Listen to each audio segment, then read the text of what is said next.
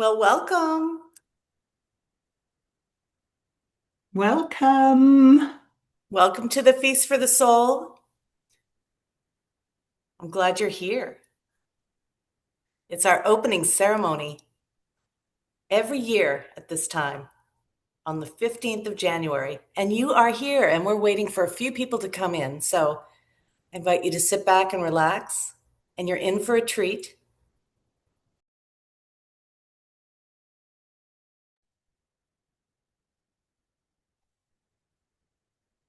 If you'd like to share in the chat while we're letting a few more people in, I invite you to share where you are right now, where you are seated, where you're meditating, where you're calling in from, so that you can see the people from all over coming here and joining us. I think some people are asleep on the other side of the globe, but maybe they'll listen to this as a recording.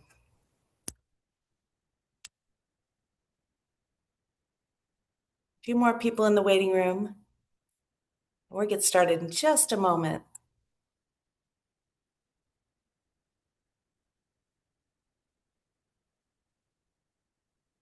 Hey.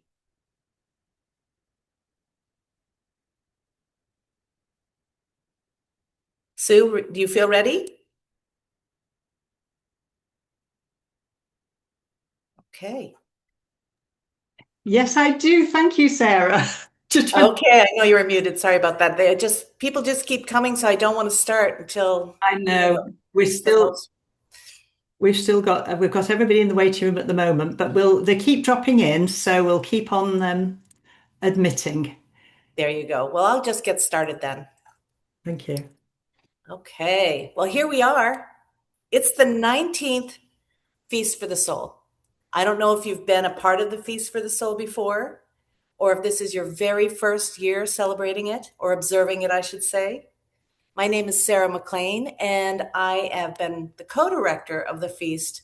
I was trying to figure it out probably over 12 years at this point. And it is my great honor to be here.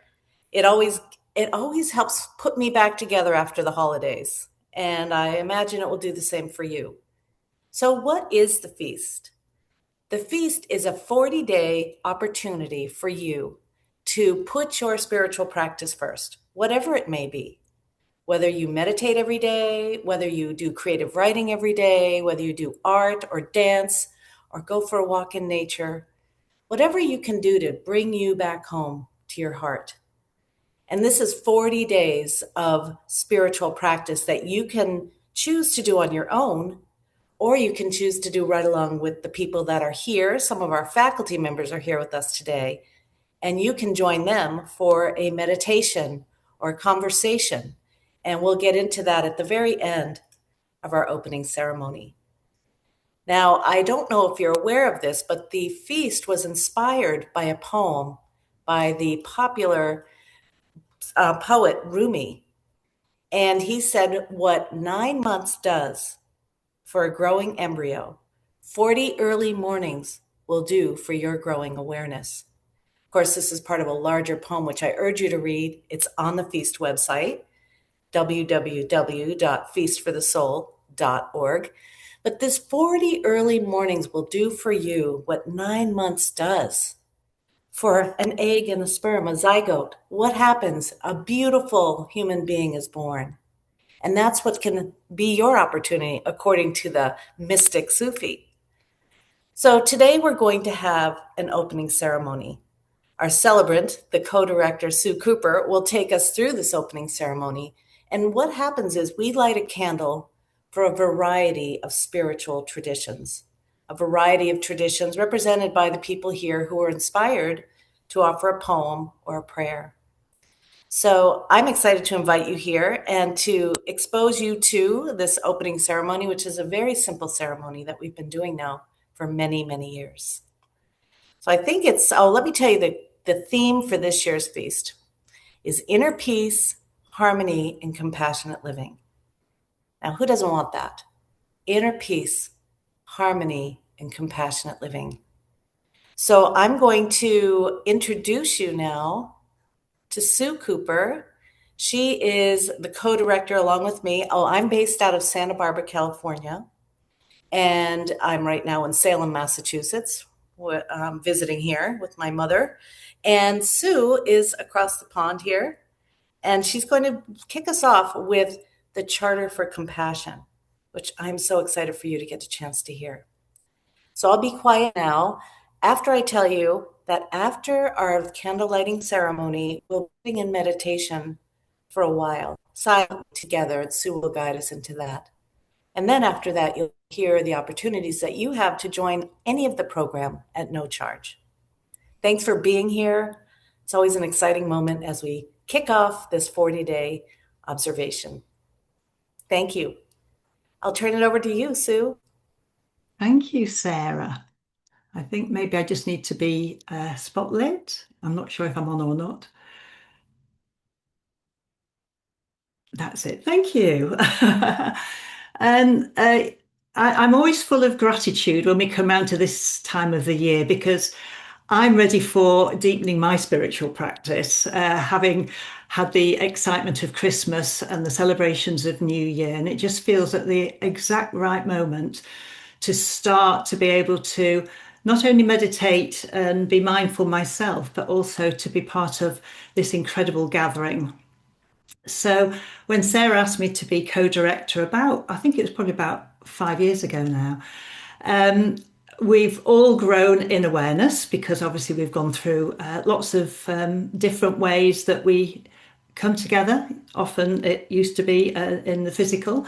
Then we all learned how to use Zoom, and then we gathered beautifully on the Zoom, and we're bit by bit making it simple. So, as Sarah says, we are this year with our theme being on inner peace, harmony, and compassionate living. So, I'm going to start the ceremony by just explaining a little bit about the new Charter for Compassion, the revised Charter for Compassion.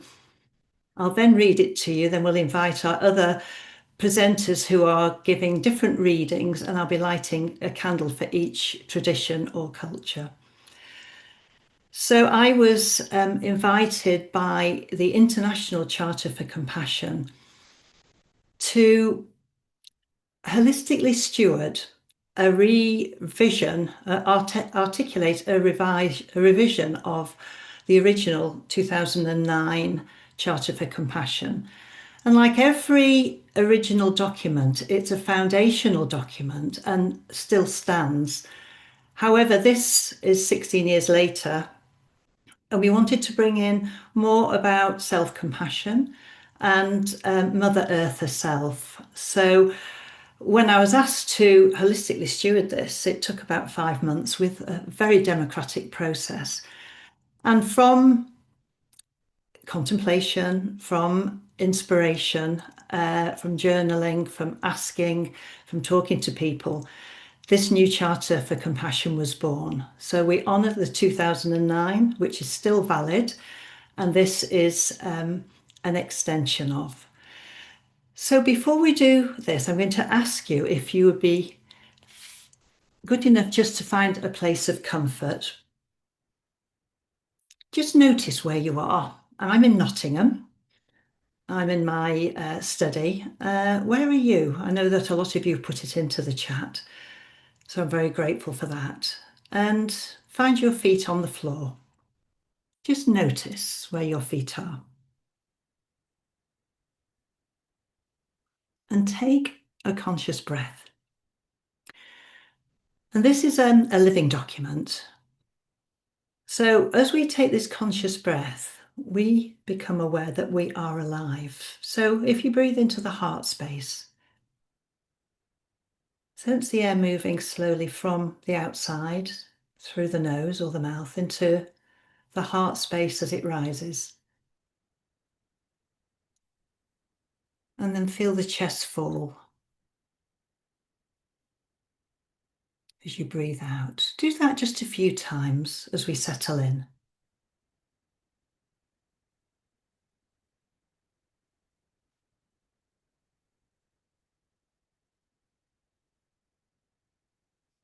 So now I'll read the Charter for Compassion 2.0, 2025. Charter for Compassionate Transformation. From inner healing to planetary flourishing.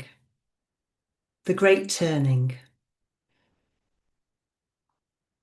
We, the global community of Earth, stand at a threshold moment in human and planetary history. The principle of compassion, which has always resided at the heart of all religious, ethical, spiritual, and indigenous traditions, now calls us to a profound transformation. From separation to kinship, from charity to justice, from competition to cooperation, and from human-centered thinking to universal awareness. We recognize that authentic compassion begins with the understanding that inner healing extends outward through just relationships, regenerative systems, and reverent care for all life. Compassion is both a deep awareness of suffering and a courageous commitment to transformation, addressing symptoms and root causes through intentional action and structural change. Call to transformation.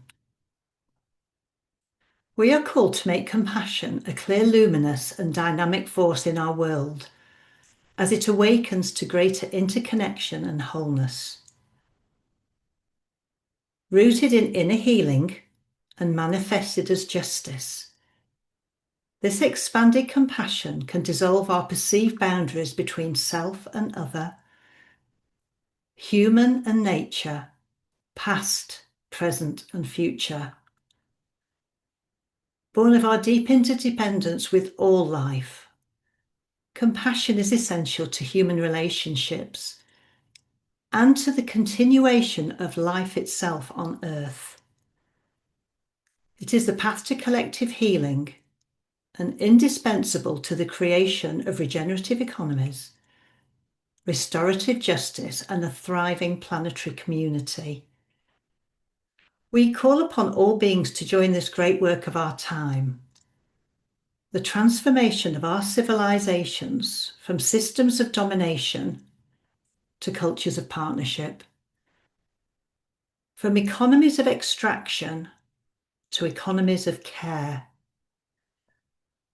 from a patterned consciousness of separation to an expanded awareness of sacred kinship with all life. The living promise. This charter is our sacred promise to life itself, a commitment to embody the change we seek, to heal wounds we have inherited, and to plant seeds of flourishing for generations yet to come. It is an invitation to participate in the greatest story ever told, the story of life awakening to its own sacred nature and choosing love over fear, cooperation over domination, and healing over harm. May our words become actions, our actions become culture, and our culture become the foundation for a world where all beings can thrive in dignity, beauty, and beloved community.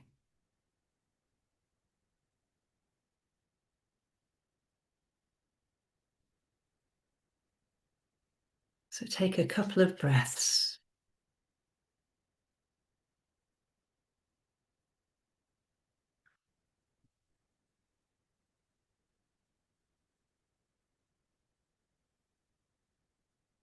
So in this simple ceremony of candle lighting, it was first used in France in the 19th century. Man's search for truth is found in many religious, ethical, spiritual, and indigenous traditions and cultures that extends throughout recorded history. In this candle lighting ceremony, we honour all traditions and all cultures as a way of bringing people together under the umbrella of 40 days of unity and a commitment to a spiritual practice. So I open this 2026 19th Feast for the Soul by lighting this candle of peace, harmony, and compassion.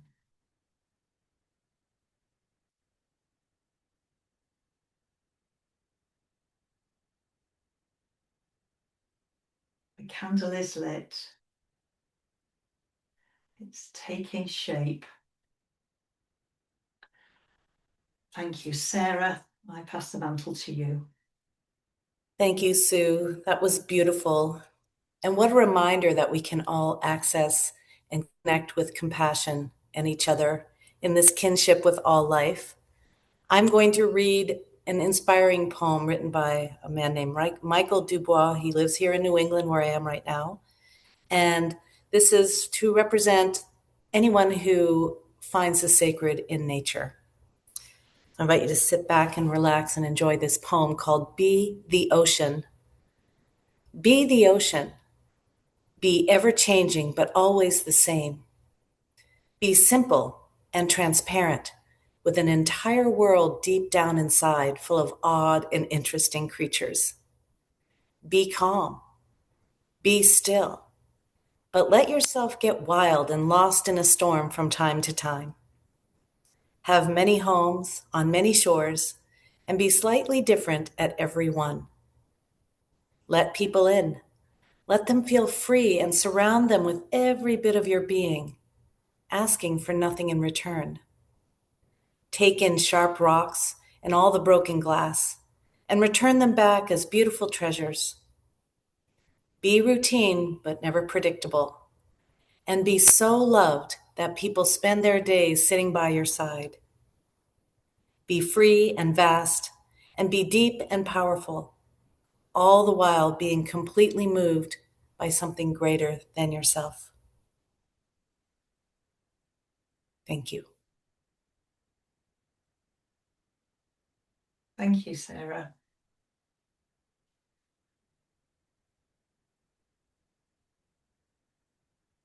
I light this candle from the candle of peace, harmony, and compassion in honour of all contemplative spiritual traditions.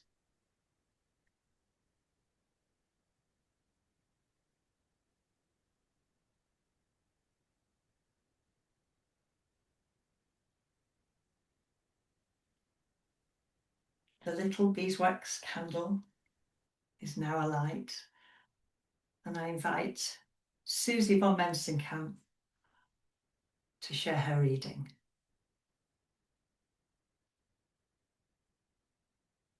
Thank you. Thanks, Sue. Well, I'm Susie von Mensenkamp and located here in County Cork, in West Cork, in Ireland. And it's such a pleasure to be part of this Sangha and this opening ceremony. Today I'm going to share a reading, an adaptation from the Vedic tradition, from the Upanishads. So the Upanishads arise from the Vedic tradition of ancient India, and this is from the late Vedic period. The Mundaka Upanishad reminds us that what we seek is not distant, but dwelling quietly within us. These words open our 40 days of returning, not to effort, but to presence. In the heart of all things, of whatever there is in the universe, dwells the Self, radiant, pure, and indestructible. It is subtler than the subtle, yet nearer than the near. It is hidden in the cave of the heart, yet revealed to the one who is still.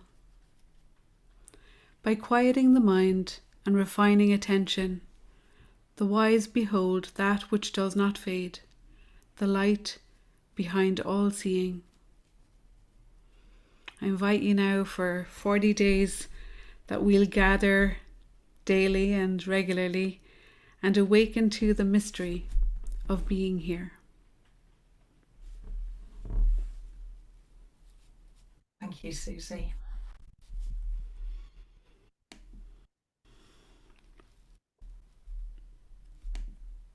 Take a moment.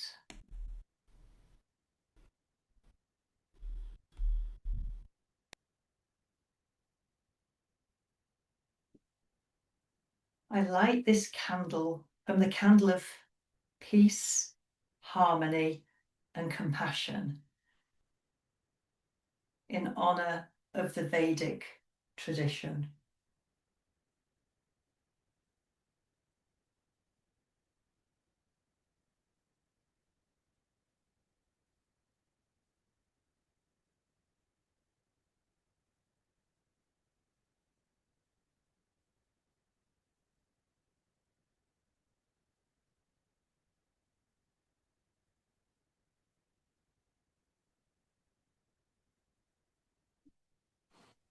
May I invite Andy Spragg to be spotlit and share his reading. Thank you. I'm Andy Spragg from Taunton, Southwest UK. I'm a Buddhist from the Theravada tradition. So I'm going to read a short Zen story, the story of the two gardeners. In a small mountain village, there lived two gardeners whose plots sat side by side. The first gardener, Haru, spent his days worrying about the world. The weather's changing, he muttered. The soil is poor, people are selfish. Nothing I do matters. He watered his plants with a heavy heart, tugged at their leaves impatiently, and sighed at every cloud. The second gardener, Sora, rose each morning with a small bow to the earth. She whispered, "Let me bring good conditions today." She watered her plants with steady hands, hummed as she worked, and paused often to feel the breeze on her skin. One spring, a travelling monk passed through the village. He noticed that Haru's garden struggled, thin shoots, drooping leaves, while Sora's garden shimmered with colour. Haru approached the monk in frustration. "Tell me why her garden thrives and mine fails. We have the same soil, the same sun, the same rain. Is it luck, fate, karma from another life?" The monk smiled and knelt beside Haru's wilted plants. "Everything arises from conditions," he said. "But conditions are not only sun and soil. They are also the hands that touch the earth, the thoughts that move those hands, and the heart that shapes those thoughts." He pointed to Sorrow, who was laughing gently as she brushed soil from a leaf. She gives her garden the conditions of patience, presence, and kindness. These are as real as water and light. Plants lean towards them. Haru frowned. "Are you saying my thoughts change my garden?" The monk shook his head. "I'm saying your thoughts change you, and you change your garden." That evening, Haru sat quietly in his garden for the first time. He breathed, he softened, he placed his hand on the earth and whispered, "Let me bring good conditions." And though the soil didn't change overnight, something else did. Haru's face softened, his shoulders loosened, his plants seemed to stand a little taller, as if relieved to be tended by a gentler presence. By the end of the summer, the two gardens looked different, not identical, but both alive. And Haru understood at last. We're not powerless, we are conditions, and every moment we choose what kind we become. The underlying message from this is from the law of conditionality in Buddhism. And essentially it says that if we develop a compassionate intent in our hearts, through our thoughts, our words, and our actions, we will ripple that out into the universe. And it really underlines what the Charter for Compassion is all about. Thank you. Thank you, Andy. Beautiful. Let's just take a pause for a moment.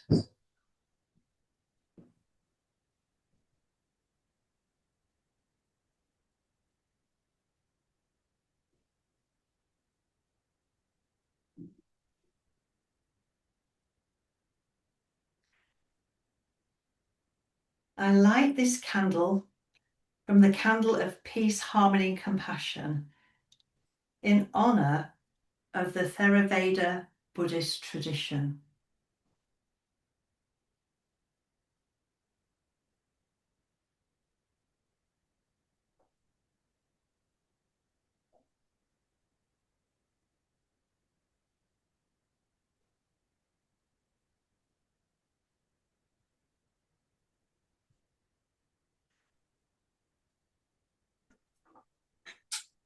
Now, I invite Jay Matlock to share his reading. Thank you, Thank you, Jay. Sue. I'm Jay Matlock. I'm located in Davenport, Iowa, middle of the United States. What Sarah asked me to talk about today was the Serenity Prayer, which is a deeply cherished tradition of Alcoholics Anonymous spirituality and meeting culture. Alcoholics Anonymous has many traditions. This is one of my favorite, in fact, my favorite actually. And it's very simple, which makes it easier for me to remember. I learned this prayer when I first became a member of Alcoholics Anonymous in 1996. It was recited, it has been recited at every meeting that I've ever been to, as the beginning usually, and I do consider it my credo. It simply reads, God, grant me the serenity to accept the things I cannot change, the courage to change the things I can, and the wisdom to know the difference. And the wisdom to know the difference. That's one I have to repeat often, remind myself that that's the key, is knowing the difference. But that's the essence of what I wanted to talk about today, Sue. Thank you. Thank you. Thank you, Jay. And thank you for sharing that absolutely beautiful prayer, the Serenity Prayer. You're welcome. Shall we just take a moment?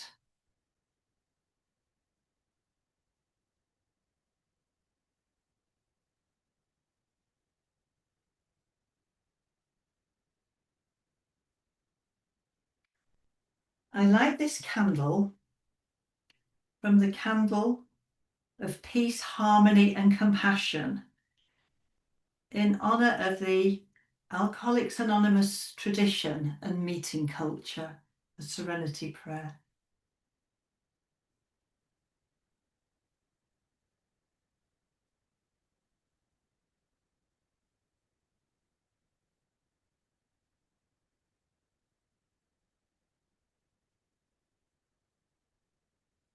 And now I invite Mary Walsh, please, to share her reading.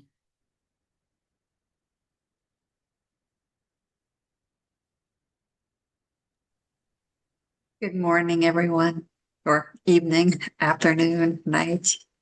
My name is Mary Walsh. I am sitting in Claremont, Florida, which is Central Florida.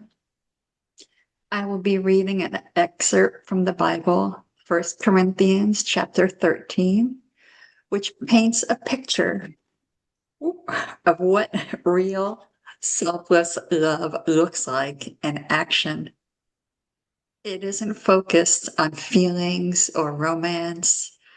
It describes love as a series of choices, attitudes, and behaviors that reflect maturity and compassion. Although it comes from the Christian scriptures, It's a message that transcends religion, culture, and belief systems. It speaks to a form of love that any person of any faith or who have no faith at all can recognize as noble, human, and transformative. And so it goes. Love is patient. Love is kind. It does not envy. It does not boast. It is not proud. It does not dishonor others. It is not self-seeking. It is not easily angered. It keeps no record of wrongs. Love does not delight in evil, but rejoices in the truth. It always protects, always trusts, always hopes, always perseveres. Love never fails. Thank you.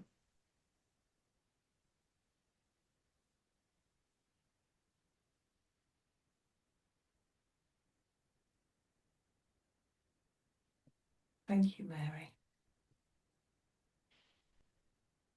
Let's rest a moment.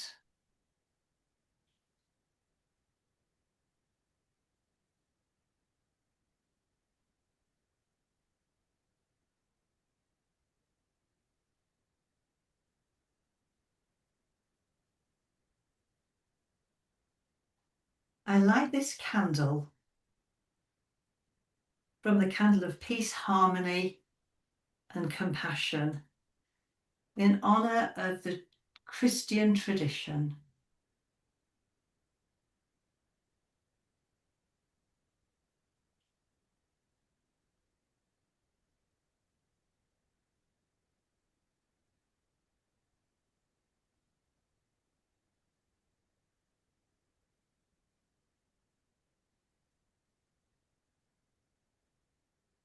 And may I please invite Shay Candro for her reading. Hi, Shay. Hi, Sue. Thank you so much for this beautiful ceremony. Thank you, Sarah.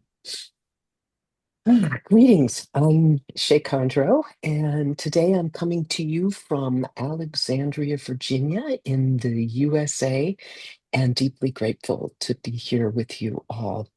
I'll be sharing a prayer from The Way of the Bodhisattva by the 8th century Buddhist master Shantideva.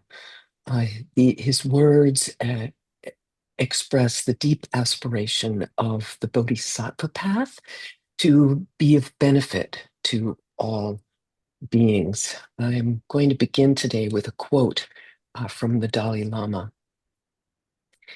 The Dalai Lama said, "If I have any understanding of compassion and the practice of the Bodhisattva path, it is entirely on the basis of this text that I possess it." It is indeed one of my favorite texts as well, and has been a true guide in my life. So, from Shantideva, the Bodhisattva's aspiration.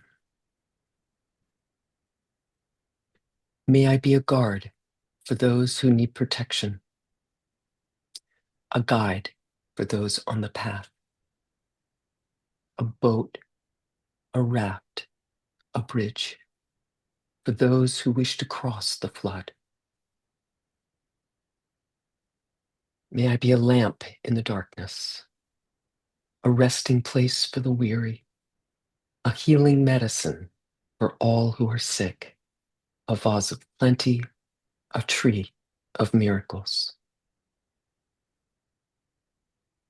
And for the boundless multitudes of living beings, may I bring sustenance and awakening, enduring like the earth and sky, until all beings are freed from sorrow. And a dedication from the same text, Shantideva's dedication of merit May we join our hearts. By the power of the good I have done, may all pain and suffering be brought to an end. May all beings find happiness, and may none ever be parted from the supreme bliss beyond sorrow. May it be so.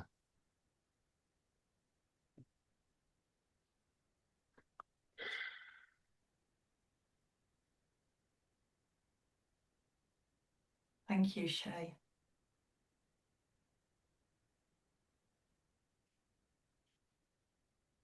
Let's take a couple of moments.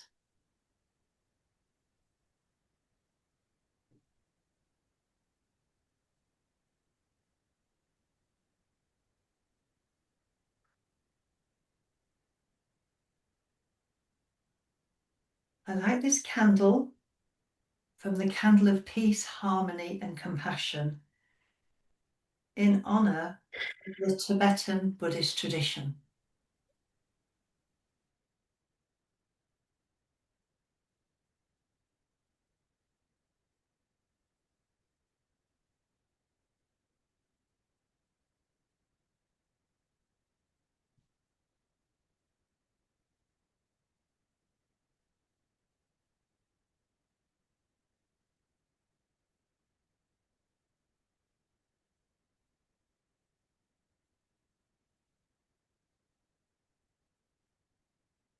And now, may I invite Laurie Creever to share her reading. Thank you, Laurie.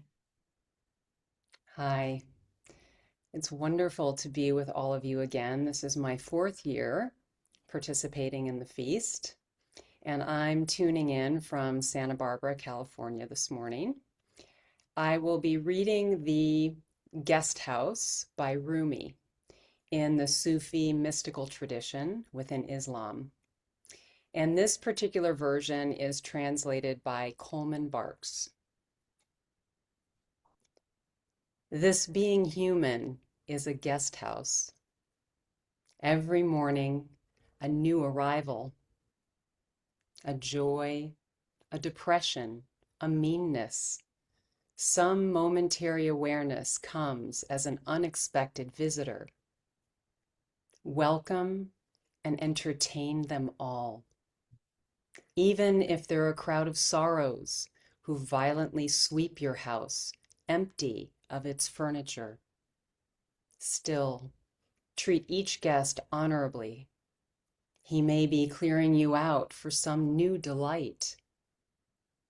The dark thought, the shame, the malice, meet them at the door, laughing, and invite them in.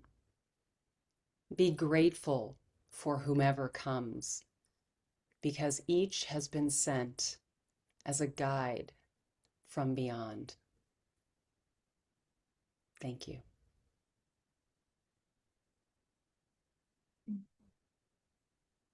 Thank you so much. Beautiful.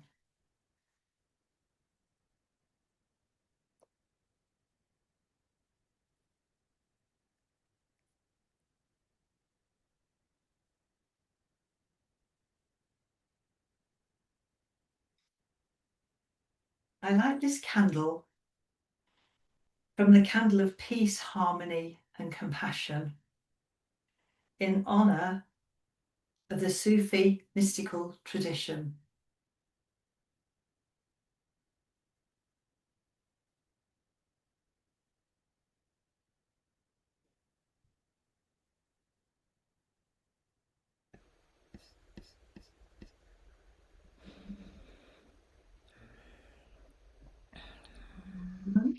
Trying to light.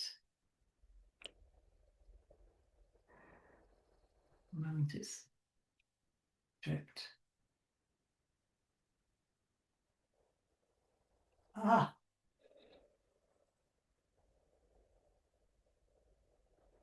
We have the light. Thank you. Alaire, may I invite you to share? Yes, thank you, Sue.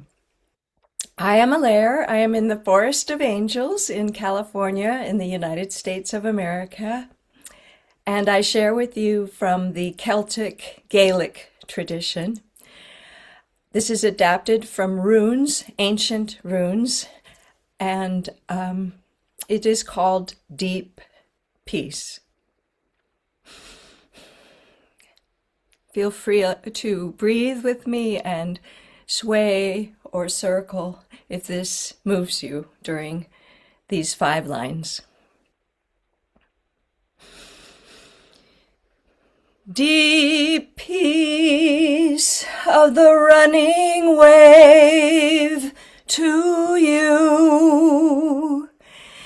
Deep peace of the flowing air to you. Deep peace of the quiet earth to you.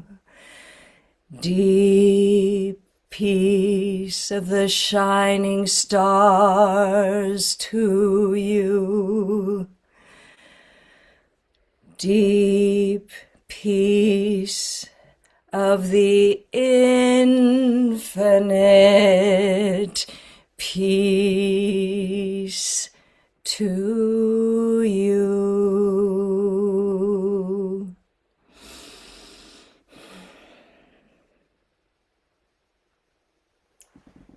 Thank you. Thank you, Alaire.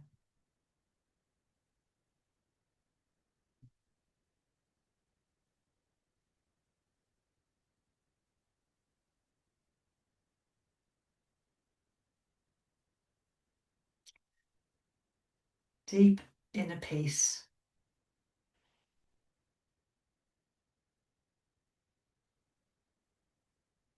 I light this candle from the candle of peace, harmony, and compassion in honour of the Celtic and Gaelic tradition and blessing.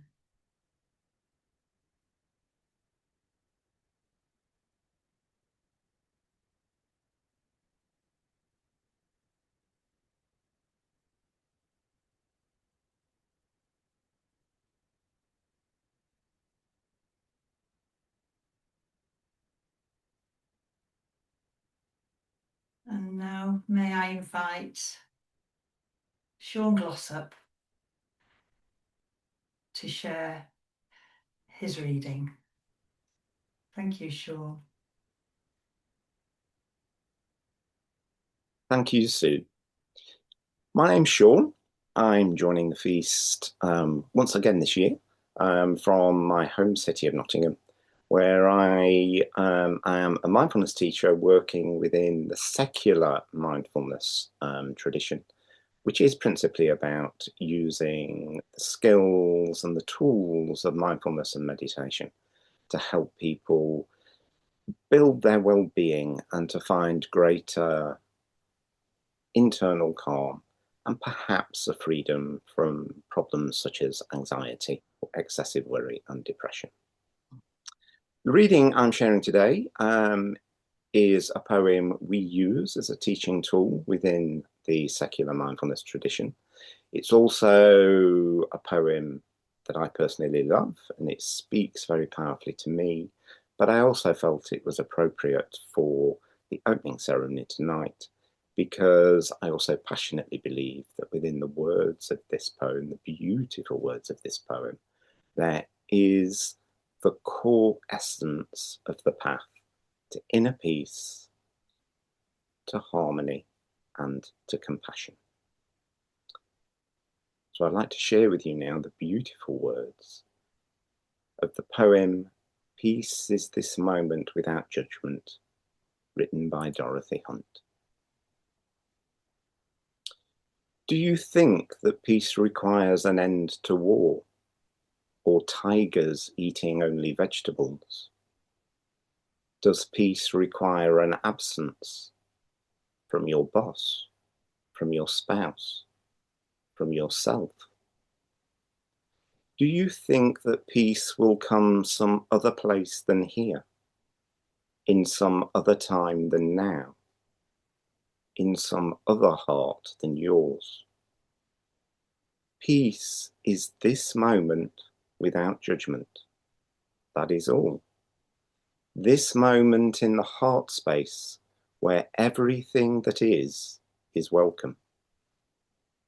Peace is this moment without thinking that it should be some other way, that you should feel some other thing, that your life should unfold according to your plans. Peace is this moment without judgment, this moment in the heart space where everything that is welcome. Thank you.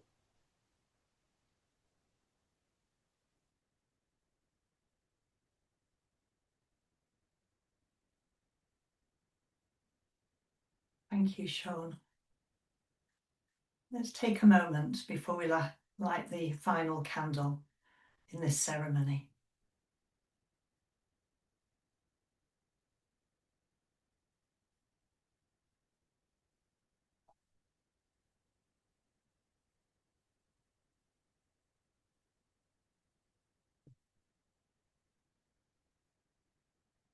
I light this candle from the candle of peace, harmony, and compassion in honour of the secular mindfulness tradition.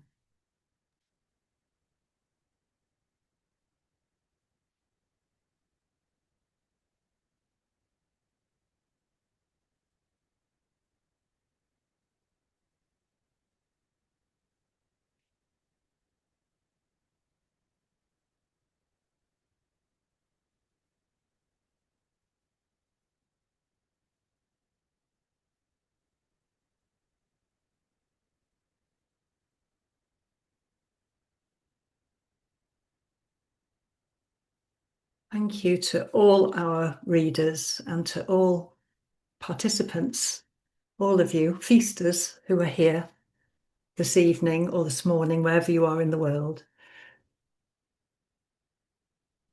So these candles will now continue to stay alight as we move into just a short meditation, sealing all the beautiful words, the generous gifts that have been shared. So let me lead and guide you in just a short 5 or 6 minute meditation. And to do this, find that place of comfort. Feet on the floor or however's comfortable for you. Feeling grounded.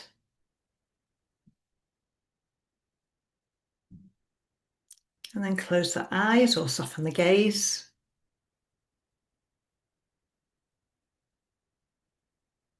And become conscious of the breath.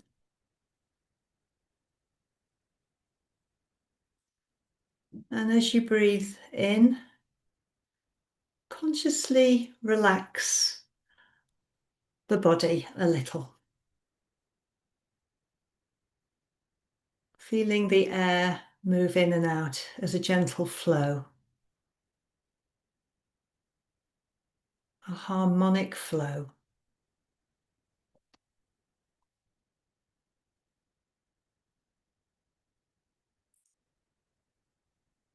Sensing the embodiment of the essence of the words that have been shared and the gifts given.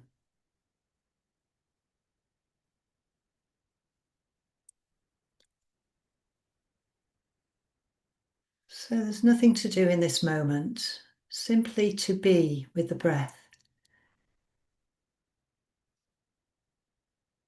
Knowing that we're with each other throughout the world. The beautiful way to keep the attention on the breath is to say silently to yourself, I breathe in peace. I breathe out love.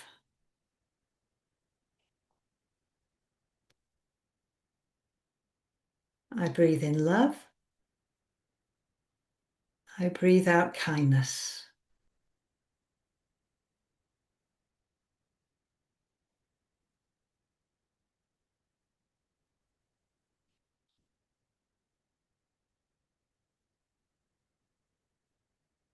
So breathing in peace, love,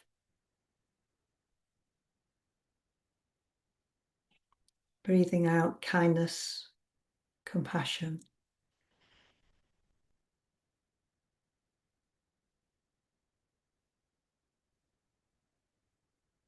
Let's move into our silent space for a couple of minutes. I'll watch the time. Finding comfort in this moment together.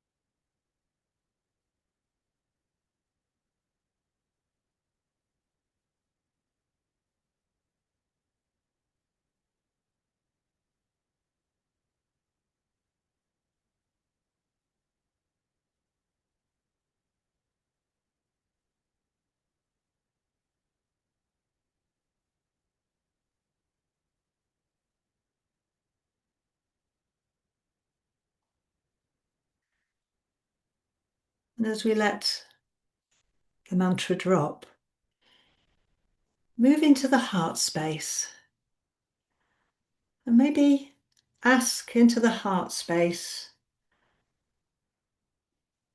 what your intention for the feast is by simply asking, what's my heart's desire for this feast? What's my heart's desire?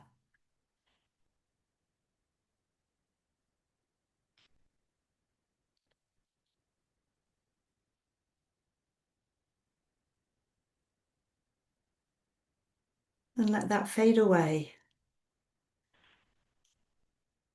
And then have this sense of gratitude as you breathe in that expanded heart space.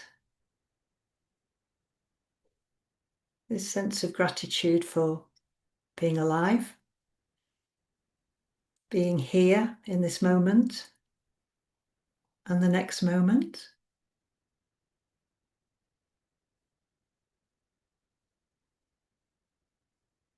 And then raising a smile to the lips.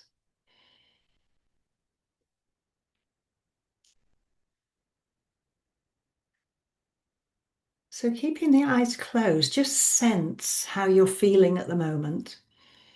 However you're feeling is perfect. Simply noticing.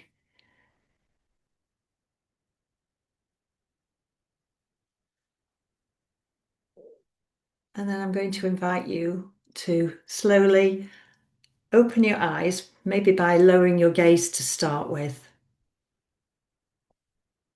And then as we open and connect again, here in this space, I'd like to offer again sincere gratitude for Valerie Sconey, who started the Feast for the Soul in 2007, to Sarah, who took it over and ran with it, and then invited myself and a whole group of volunteers to be part of this beautiful assembly, and for being with you today. And we so look forward to being all together over the next 40 days. So I'm going to hand back to Sarah so that Sarah can introduce some of the people who've been on this call tonight to say a hi and what happens next. Thank you.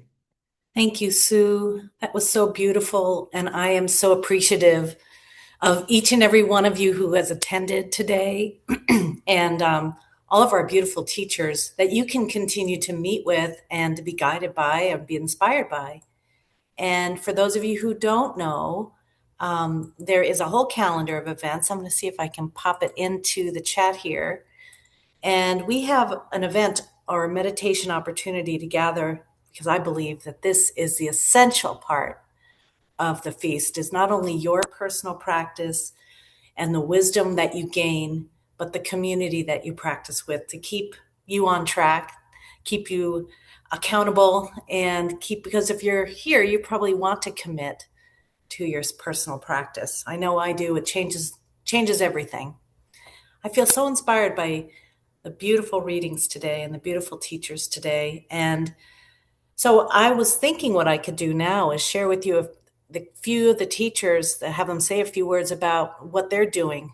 We've got Mary tomorrow. We've got Shay on we've got me on Saturday. You have Shay on Sunday. You have Susie on Monday, and you can find all of these in the calendar of events. Now, it's not always the same Zoom room, and it's not always at the same time. So I'm going to urge you to explore. There's an interesting trick that I'm going to share with you, and I don't know if I can do this, but let's see. That you can, in order to make this feast easy to navigate, oops, I think, well, I'm not going to be able to do it. You can go on to that link with the calendar, and on the right, you can choose events, and it will list the events rather than having you navigate the calendar. I don't want to get too much into that. What I want to do is invite Mary to say a few words about her meditation. I'll share about mine. And well, actually, I'll do mine now, and then we'll move to Shay. So I'm teaching or guiding a meditation on Saturday. It's called a Bliss Healing Meditation, and I invite you all to be a part of it. It's its own Zoom room, and I do every Wednesday from then on. And so you can find that on the calendar of events. We have quite a group, a Sangha, a community that meets every Wednesday, and now you're invited. So Mary, would you like to share? I don't know if you can unmute yourself and say hello. I would love to. Thank you, Sarah. I'm looking forward to seeing you tomorrow for a loving kindness and compassion meditation. It'll be at 2:00 Eastern time, which means it'll start 2 hours after this one started. So whatever time zone this one started for you, just add 2 hours. And I look forward to seeing you and healing with you. Thank you. Thank you, Mary. And then I'll be Saturday, and then Shay, would you like to talk about your series? Sure. Thank you so much. I'm Shay Condro, and for about 35 years, I've been exploring what it means to live with presence and compassion as an artist, a meditation teacher, and for 15 years as a Tibetan Buddhist nun. And I'm so honored to be a part of this feast community. And thank you, Sarah and Sue, for your service. This has been, and all the volunteers it's taking to make this happen, deep appreciation. So I'm honored to be offering a series of 6 meditations throughout the feast. Each one will be on Sunday at noon Eastern time. Each one will explore a different doorway into presence, and we'll begin this Sunday with Awakening Presence. Peace is not a destination, and each session will include a guided meditation, a reflection, and a space of sacred silence.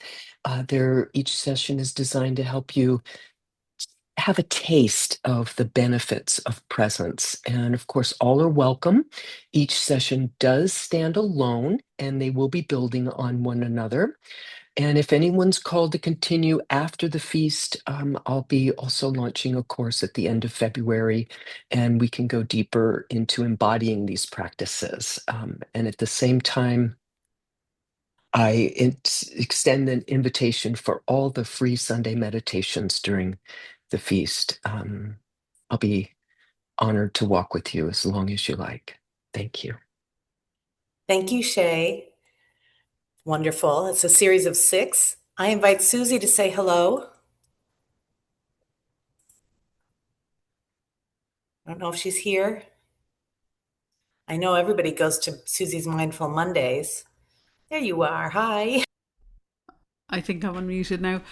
Hi, yes. Oh my God, what a beautiful opening ceremony. Lovely readings. A lot to reflect on there, I think, as we embark together on another amazing 40 days. So, we've been meeting every week on the Mindful Monday. The Sangha is about 30 to 40 most weeks, but we have space for plenty more. So, we're really looking forward to welcoming you on Mondays. The time is the same time that today was on, so it's 5 p.m. in Ireland and the UK, and that would be 9 a.m. Pacific and noon Eastern. So what we do is we come in, we just settle down, get everybody cozy and comfy. And what I'm planning to do for the feast meditations is to just take a line or two from the Upanishads. I've been really inspired by them the last couple of weeks, so I was just drawing a line or something from each one that we'll bring in and do a meditation then, which will be guided initially, but will also have a period of silence in it, because we need space for that silence, and just to kind of feel our way in and try it on for size, let's say. And then come out feeling the benefit of the practice. I love that integration part of the practice where we really kind of check back in and feel, wow, every meditation's worth it, worth the extra bit of time to sit down and do it. I always say every Monday, it only works if you actually do it. So I'd love you to join us. Everybody is welcome. You don't have to be experienced or anything. It's, beginner's mind, we always say. So yeah, please do. We'd love to see you on Mondays. Thanks, Sarah. Thanks, Sue. Thank you. And I know everyone has a great time at your Mondays. I don't know if Miriam is here, but she was part of the feast last year, and she dives deeply into the Jewish tradition on Tuesdays. It's in the afternoon here in America, so it might be a little late for you in the UK, but hey, try it out. See if you can stay up late and do that. That's on Tuesdays. We have, excuse me, some days we have more than one meditation offered. For instance, in Mondays, we have Lori joining us in February. I don't know if you want to say hello, Lori. Hi. Yeah, so I also lead a Monday meditation group. It's called Swell Heart Monday Meditation. We are a small group of dedicated meditators, but people will come in and out. Been doing this for about 4 years since I graduated from Sarah's program, and the meditations are very much aligned with the format that we normally do in an Awaken Wednesday meditation and other similar meditations. And usually, at this point, I don't exactly know, since I'm going to be in February, I'm leading 2 meditations back to back in February, back to back weeks. But I usually go with something that inspires me the week before, some lesson I learned or something that I've read, and I use that as fodder for an introduction, and then we do a 20-minute meditation, any kind of meditation, but mostly I've been, I think as Susie mentioned, I've really been finding stillness and silence is so nurturing, because of all the activity that we have going on in the world. So I would say that's what we've been spending most of our time on lately, is either passage meditations or silent meditations. So I would love to have anyone join us. Sarah's going to add the meditations on the calendar. All levels are welcome. And I lead again Mondays, 9 a.m. Pacific, 12 Eastern, 5 UK time. So look forward Thank to you, seeing you. Lori. Thanks. Okay. So how long does the feast go? We're going to talk about it in just a moment, but through February 23rd, it's a 40 days, ends then. And on Tuesdays, as I said, we have peppered in some beautiful guest speakers, and some of them we've had for years. We've had Anam Thupten, who's a beautiful Tibetan Buddhist monk. He's coming, actually, he's got inviting you to his Sangha.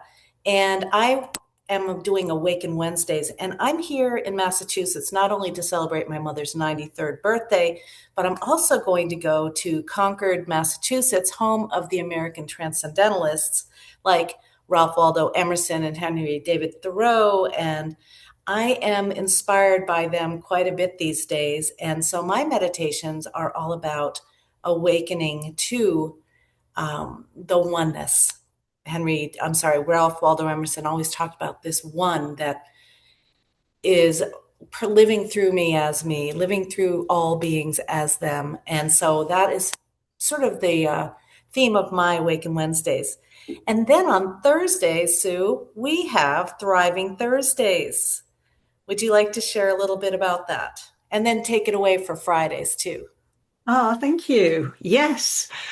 I follow Sarah on a Thursday, and it'll be in this room. It's the same. It's the feast room, which is on the events calendar. And my background in nursing and Ayurvedic lifestyle means that not only will we be talking about health and well-being and what we can do to continue to thrive, but of course the main component is the moving into the peacefulness, where we meditate together, where we find that center point of stillness, which nurtures coherence, which then from there we can flow into that harmonic rhythm. So that's every Thursday during the feast at the time that we've started today at 5 UK time and 9 a.m. Pacific. And then on Friday, again in the same room, we have Friday Friends of Feast. It's quite a bit difficult to say that. And some of the people who've been on tonight, I've got Sean joining me, Sean Glossop, people who are deeply immersed in mindfulness, meditation, compassion. And we're going to use this also as an opportunity, not only to meditate, but to talk about some elements. We've got Gavin from HeartMath joining us as well. So again, it's an opportunity to dive just a little bit deeper and have an opportunity on both days to ask questions, have conversation, and be part of this beautiful holistic community. So yeah, thanks, Sarah. Thank you, Sue. So everything is free. You're invited to them all. You can bring your friends. The one thing we're not doing this year, because we just don't have the woman power, is sending you a daily reminder to join us. So the onus is on you to go to our calendar, which I put the link in the chat. Maybe someone could do that again, and just check to see what's on for the day. And if it suits you, join us live. If it doesn't suit you, there's a link also there that will take you to our YouTube channel, where most of the meditations will be recorded and then uploaded there, where you, within about 24 to 48 hours, and you can join a meditation again that you enjoyed, or if you missed one, you can check in there. So if you're not on the mailing list, you might have received an invitation from me, from Sue, from Susie, or one of the beautiful presenters here. There's a way to put your name on the mailing list, or you can just trust yourself to find the information you need. But if you'd like to be specifically on the Feast for the Soul mailing list, just go to the very first page of the Feast for the Soul, the landing page, and say, I want to connect, stay connected. And just give us your name, and we don't spam you. As a matter of fact, we don't even talk to you for most of the year until the feast comes near. So I just want to thank you so much for being here. And is there anything anyone would like to share, any of the readers, presenters, or faculty? If there's something, just unmute yourself. Otherwise, I will end with a poem by Lao Tzu, Chinese wisdom, a monk, I'd have to say. Anyone else care to share? Well, here's the answer. I know many people. I went out to lunch with a friend when I first got here, and she's very disturbed by the world today. And it's turned into someone I don't recognize. And it dawns on me that most people don't even think that the change has to come from within. But then these beautiful words from Lao Tzu, he's a thousand-year-old, or thousands of years ago, he said this: in order to have peace in the world, there must be peace between nations. In order to have peace between nations, there must be peace in the cities. In order to have peace in the cities, there must be peace between neighbors. In order to have peace between neighbors, there must be peace in the home. In order to have peace in the home, there must be peace in the heart. So I do believe that it is my responsibility and maybe yours to create peace right here, right here. And every time we wish some things were different, as Sean's reading was, we can find this peaceful moment right now. So everything's okay right now. The mind wanders, but your heart is right here. Your life is right here, and love is right here. So thank you for joining us today. You know, in fact, I will open up, if I can, a breakout room or two if you'd like to say hello to some feasters that are here with you today. Just pop in and see who's there. Might be a synchronous moment. Thank you, Sue. Thank you all for being here in our 19th year of the Feast for the Soul. She just keeps growing up.